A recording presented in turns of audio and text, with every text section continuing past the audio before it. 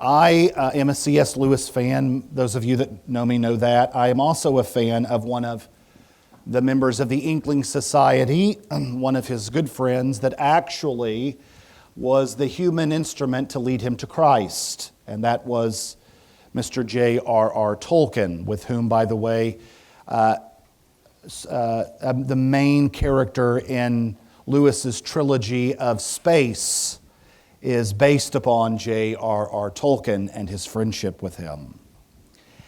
If you have ever read one of Tolkien's masterpieces called The Hobbit, I had to read The Hobbit in English class in high school, and it was an absolute joy, and still is. There is a title for a chapter in The Hobbit, and the title of one of those chapters is Out of the Frying Pan into the Fire. And the phrase actually stuck in culture. And since then, people will say, "How are you doing?" "Well, I've went from the frying pan into the fire," and we know what that means. In the story of The Hobbit, it is built around the main character by the name of Bilbo Baggins. And Bilbo Baggins and his motley crew of friends, which included 13 dwarfs and one old decrepit wizard by the name of Gandalf, go through the netherworld, and they escape one extreme peril after the other. And in this chapter entitled, as it was, they are underneath what becomes known as the Misty Mountains, and they're being chased by a bunch of goblins. Now, I don't know when the last time you have been chased by goblins, but it probably isn't a good day. They escape in a bloody but brief battle by the skin of their teeth. And just when they thought they had enough room to breathe, they literally go into one of the fiercest enemies they'll face, a fierce cauldron, burning inferno, a fire. Hence the chapter, Out of the Frying Pan into the Fire. If you had a working title that you wanted to label for Exodus chapter 5, you might give it this title that Tolkien gave The Hobbit, Out of the Frying Pan into the Fire. Just when the Israelite women were measuring drapes on their new home in the Promised Land, the Israelites were being affected by a depression they had never before experienced in this chapter. For Moses, just when he got the courage and the boldness to go to Egypt and obey God, he is now shockingly rejected in this chapter, not only by Pharaoh, but by Israel. And perhaps that is you today. You have just come out of a great trial that has threatened to undermine your faith, a brutal trial, not of your own making, a trial that, as you look back on it, has made you a better Christian, has deepened your walk with the Lord. And just when you're thinking about getting introspective and learning all the lessons of the previous trial, here comes another one that is bigger and badder and fiercer than the previous one. And you wonder, what gives? You have gone from the frying pan into the fire. Well, Moses in Exodus 5 returns to Egypt after a 4-decade hiatus. He does not come back to Egypt as the conquering prince, ready to take back his throne. He comes as the 80-year-old spokesman for Yahweh, ready to take back the people and give them their land. If we wrote the story or even anticipated the story, we might think that Moses would come up to Pharaoh's court, shake his magic staff, and Pharaoh and the bad guys would tumble like dominoes Israel would be liberated, the credits would go up, and everyone would live happily ever after. But this is not what happens. And it's not what happens in our life either. Sometimes things get worse before they get better. Is the events of chapter 5 supposed to happen? We have chapters 3 and 4 to go by. Did not God promise to go down with Moses to Egypt? Did God not promise that He would be with Moses when He spoke to Pharaoh? Did God not promise He would give Moses the very words to say to Pharaoh? Did not God promise that Pharaoh would be destroyed and Israel would be liberated and they would head to a promised land? So what gives in chapter 5? Out of the frying pan into the fire. Well, there are lessons for us to learn, I think, in this story. Let me give you them in order to remember if you are going through your own trial of faith, and they are lessons, at least 3 of them, that I think emerge in this story. 1, you should remember that God's enemies are always God's people's enemies, or more appropriately, I should say, the people of God's enemies. God's enemies are your enemies if you're in the family. That is helpful to sort of make sense of chapter 5. Now, remember this is written as a story. So the storyteller who writes this narrative has done a good job for us. Like any good movie, you have a protagonist and you have an antagonist. In modern movies, sometimes they're veiled. Sometimes the protagonist has blind spots and does some things that are ill repute. Sometimes the antagonist, like if some of us in the room, such as myself, in my diabolical, depraved way, sort of like Darth Vader, then sometimes there's virtue there. But the storyteller has given us the protagonist of the story in chapters 3 and 4. 2 chapters devoted to this dialogue that Moses has with God virtually interrupted. And so the storyteller is setting the scene. And now in chapter 5, for all the confusion about Moses, and there is a lot there, I've been virtually silent, but I am fully aware there's about 6 problems in chapter 5 with Moses' speech, particularly when you compare it to what he's told to say. But that's for lunch, that's for another day, that's for all the good Bible students in the room. That would divert us in the main theme. The main theme is to introduce the antagonist, and that is Pharaoh, who dominates the story. So it's almost like 2 prize fighters getting ready to get in the ring. Pharaoh and God. That's key. And like prize fighters often do before the great fight, is they trash talk. And so in chapters 3 and 4 and 5, we have a lot of trash talking, as it were, going on between God and Pharaoh, God through Moses, and Pharaoh here at God, ultimately, before the showdown of the day of liberation. Now, who is this Pharaoh? He is the protagonist of the story all the way up to about halfway through Exodus. He will always be remembered. He is never named. We do not know his name. Pharaoh is a title, but he'll go down in history nameless. Only a title will reference this guy who, when God gets through, history will be talking about even today.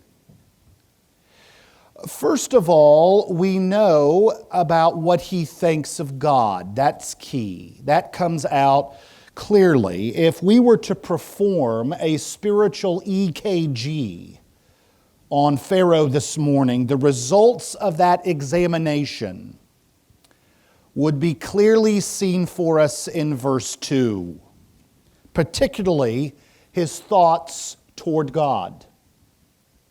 Moses comes to his court. Moses confronts him. Let the people go on this little journey, this pilgrimage. And Pharaoh's response, who is the Lord God? Who are you talking to? Who are you talking about? I don't know him. And by natural result, the conclusion, because I don't know him, I am not compelled to obey him. Now, imagine an 80-year-old man coming to your door, and he rings the doorbell. You open it, and he just makes himself at home and comes into your lobby. And he takes his cane and pounds it into your chest and says, the god Ziptron, the god of Pluto, told me you need to give me all your money. And we would react probably several different ways. Some of us might laugh in his face. Some of us might say, this is sad. Where is his kids to take care of him? Some of us might get mad. But all of us would say, who are you talking to? The god of Ziptron? I don't know that god. Does he exist? And we would escort him off of our property. We wouldn't take him serious. This is precisely what Pharaoh is doing to Moses. Moses, most people do not come into my court making demands.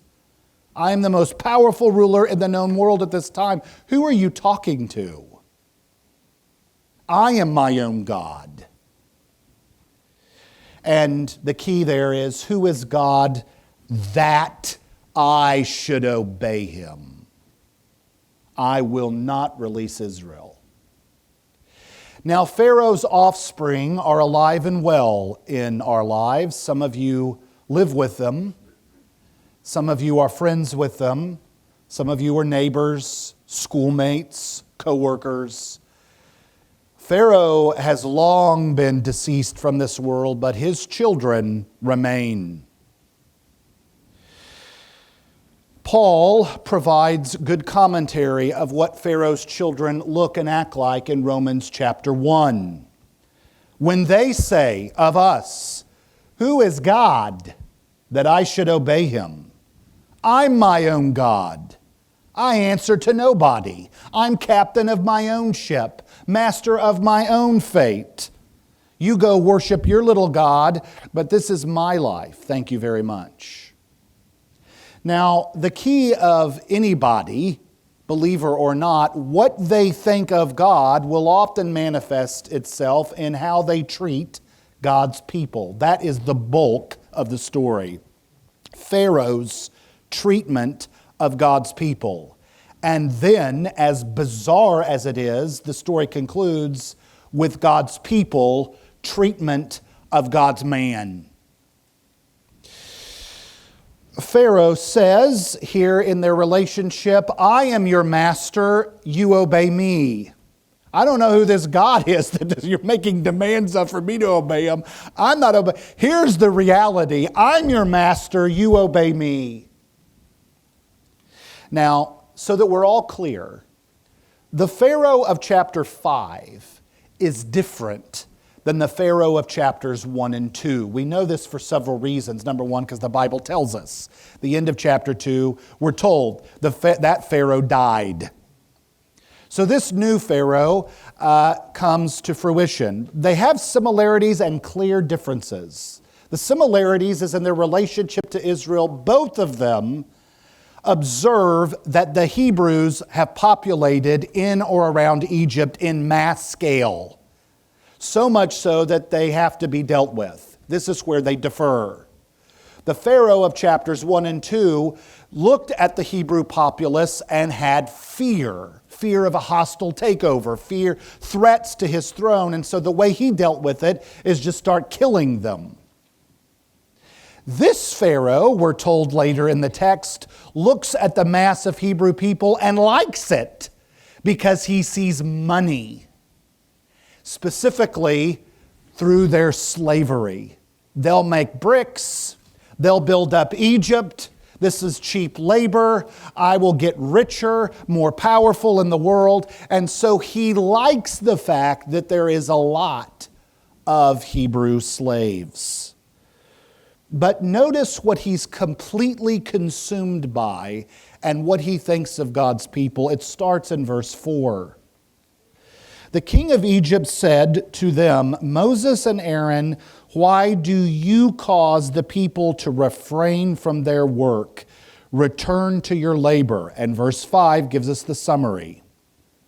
Pharaoh was thinking, the people of the land are now many, and you are giving them rest for their labor. The bad guys of Aaron and Moses giving them a little vacation.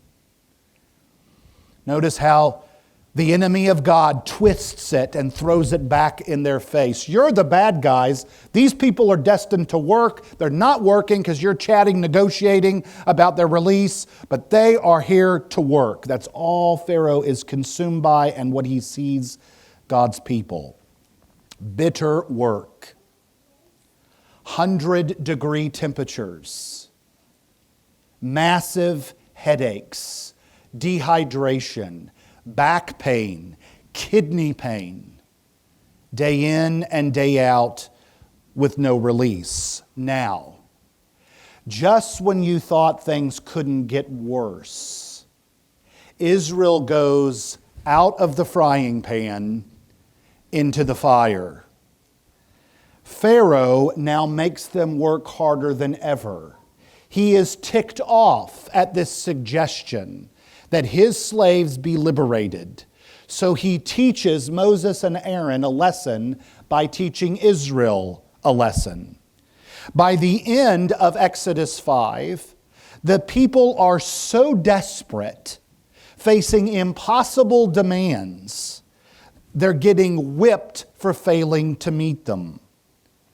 So the slave drivers, verse 11, go and get straw for yourselves. Hurry, hurry, work, work. So before, evidently, they were giving carts of straw brought to them to make bricks. But now Pharaoh ups the ante, calls them lazy several times in the text, and says the real reason you don't want to work is because you're lazy. So you've had it good. You've had straw brought to you. Well, that ends today. So you'll have to go harvest straw. And by the way, you'll have to get a quota in, the exact same quota every day, even after harvesting the straw. It gets so bad they run out of straw. And they begin to uproot the stubble.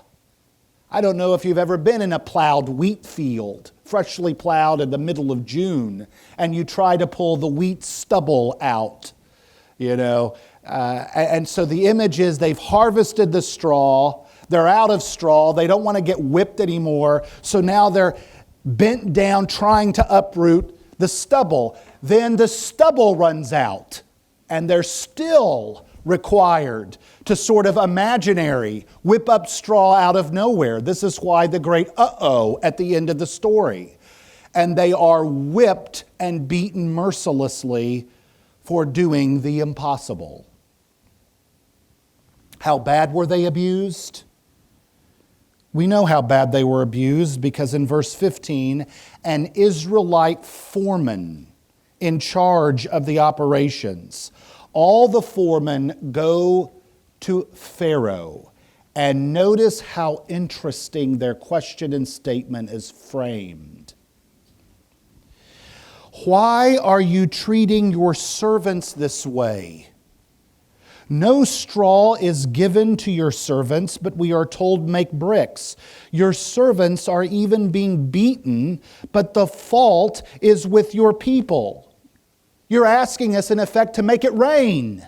We can't make it rain. We can't do the impossible, and yet we're beaten for it. So evidently, prior to this moment, prior to being in the fire, they were used to be treating with some measure of respect. They were given straw, for example. They didn't have to harvest their own. They weren't beaten. And now all this changes, and they're shocked to be receiving this treatment.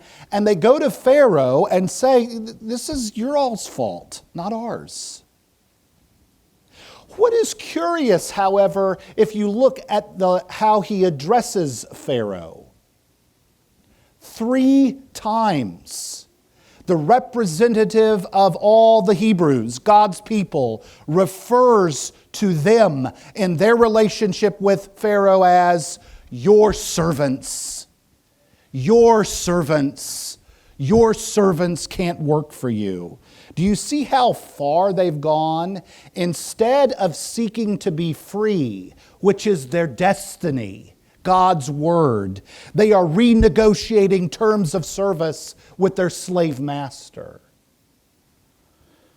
And isn't this the way many mortals do today? God offers every man, woman, boy, or girl walking planet Earth liberation in Jesus. It's free by His grace. And more are content to go back under their slave master, the enemy, and renegotiate terms of service, even though every day he abuses them with guilt, abuses them with slander, turns the game around and throws it back in their face as if they're the bad guys because they don't give their quota for sin. It is a terrible game that many people play. And they fail in their attempts. Verse 17, Pharaoh replies, "You're slackers. That's the real problem. You're lazy. That is why you're doctoring up this religious festival that you want to be free to go sacrifice to the Lord. This is all a ruse to get out of work." That's what Pharaoh was saying. "You will not even be given straw. You must produce your quota of bricks." Isn't this the way God's enemy treats us? The negotiation is we're overworked. The enemy of God's people says the problem is you're not working enough. Have you ever been there? If I work hard enough, God will forgive me. If I do this, my guilt will be released. If I do this, people will love me. And there's the enemy saying the problem is not that you're overworked, you're not working hard enough. You got to do more works. You got to be in more sin. On it goes. And it never works out. So there's this bizarre negotiation again. Brothers and sisters, the failure here is that you're treating your master as your liberator. And the devil, our enemy, is a master deceiver who seeks to enslave us, and he by no means is our liberator, but too many people play his game.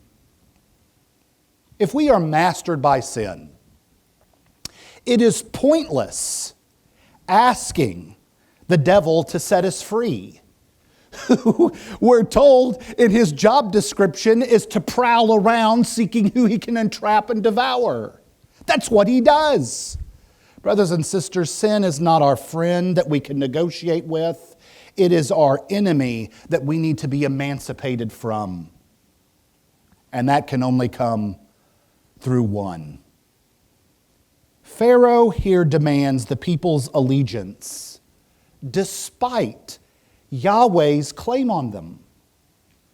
But ever since the snake in the garden, there have been attempts to drive a wedge between God and His people, to play the blame game with anyone but the one sin master.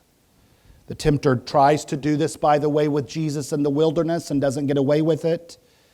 But my, oh my, how he tries that tactic with us every day of our lives.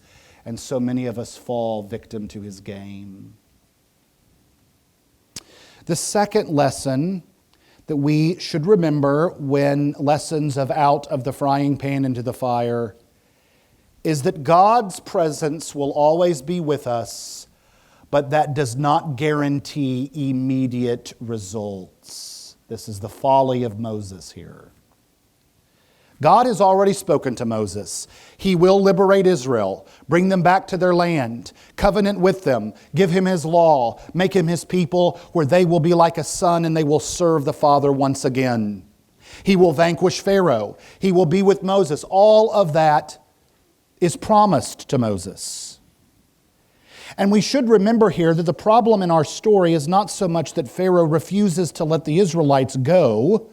Rather, the problem is that the people whom Moses has just won over in his side at the end of chapter 4 begins to grumble at Moses. The story ends by the foreman leaving the court of Pharaoh, having failed to gain any satisfaction from Pharaoh. And so the Israelite foremen leave the palace in a foul mood. And Moses and Aaron happen to be in the wrong place at the wrong time, or the right place at the right time, depending on your perspective. Notice what the Bible says in verse 20. Now, when they went out from Pharaoh, they encountered Moses and Aaron standing there to meet them. There is more than one way to translate this verse, by the way. One way is to make the foreman the subject of the verb waiting. So instead of Moses and Aaron waiting for the foreman and they run into each other, it's the way around, which is the way I would translate it according to the original language. That is, the foreman is waiting to pounce on Moses and Aaron when they see him. And pounce may be the best word for it. The Hebrew word for met is translated attacked. So the foremen leave Pharaoh's court madder than a hornet, that Pharaoh won't listen to them. And what does every person in a bad, foul mood that's got an anger problem do? They attack someone else. And it happens to be God's spokesmen who are assaulted. Verse 21. May the Lord look on you and judge, because you have made us stink in the opinion of Pharaoh and his servants, so that you have given them an excuse to kill us. Pharaoh's strategy of driving a wedge between God's people and his God seemed to have worked here. The foremen, in a bizarre way, are blaming their spiritual leaders for the situation they're in. More than that, if you look at verse 21, they're actually pronouncing a curse on Moses. They're calling down divine judgment on God's chosen servants. As I said, when people are mad, they have a tendency to find somebody else they can yell at. Sadly, it's typical even for church people to blame their spiritual leaders for their problem. In this case, though, the foremen are right to an extent. Humanly speaking, Moses' plan had completely backfired. He goes into Pharaoh's court, doing what he's told he thinks, telling Pharaoh to emancipate the people, and his mission is a spectacular failure. Rather than delivering the Israelites, his pyramid diplomacy simply hardens the opposition. When God finally announces his presence and blessing on his people, things may actually get worse before it gets better. And there are many stories of the Old Testament that teach us this. Abraham is promised a child. Not only a child, he is promised children. So many children that it will be like the sand of the sea, the stars of the sky. But there are not immediate results, are there? By the time of this promise, a decade will elapse in Abraham's life before Sarah gives birth to Isaac. And even then, Sarah will take it upon herself to manufacture God's work, give Hagar to Abraham, command Abraham to have a child through Hagar, because Sarah, of course, is too old and God could never give birth a child through her. And then when he does his duty and Hagar produces Ishmael, what does Sarah do? Blames Abraham for it. All of which are an effort to hijack God's work. Finally, the promised child comes. We can see this in the life of Joseph, who God promised to bless him and use Joseph to protect his family. But he would have to be falsely accused of rape, thrown in jail, forgot about for years, slandered by his brothers, for them finally to take this powerful role and rescue Egypt. And on it goes. From Jesus, the most scandalized figure in history, to Jesus' apostles, finally to the Church of Jesus Christ. I have, in my Christian life, met with people who have started off contagious for Christ, and the first trial that hits, they say, "Brian, God promised me that I'd have a happy life with Jesus." Yes, He did. Well, why then am I having trials in a way that I never had before I was a Christian? I'm losing friendships over my stand for Christ. I'm being alienated in the workplace. My family doesn't want to be around me. I'm getting all sorts of trials, more heightened sensitivity to sin. I feel guilty about all this sin that I'm tempted to sin more than I ever did.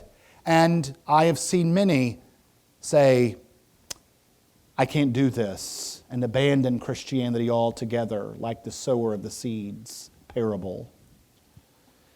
Brothers and sisters, God promises to be with us. God promises that the church will be triumphant. God promises that His kingdom will go from shore to shore, and nothing and no one is going to deviate that. But He also promises the church, do not be surprised at the painful trial that you are now suffering, as though something strange were happening to you. This is what Peter says. Finally, today, the story is a reminder that though we go from frying pan into the fire, we are all Christ's spokesmen, all of us, to speak to a world that is hostile, rejecting even some among God's people that will reject our efforts. But we, like Moses, speak to the world in a hostile environment. We are not bystanders, none of us are. And sometimes that message is rejected initially, but we are still ambassadors. One of my favorite speakers of history, a guy that I hang out with a lot to better myself, is Winston Churchill. Winston Churchill, at least in my book, probably is the top 5 greatest speakers, at least in the modern era. He had a speech impediment. He had an upward lisp, so he had to work on that. He also had stage fright. His first speech did not go well, and he promised himself he would never, ever give a speech without notes again. So you'll never see Churchill ever giving a speech without notes.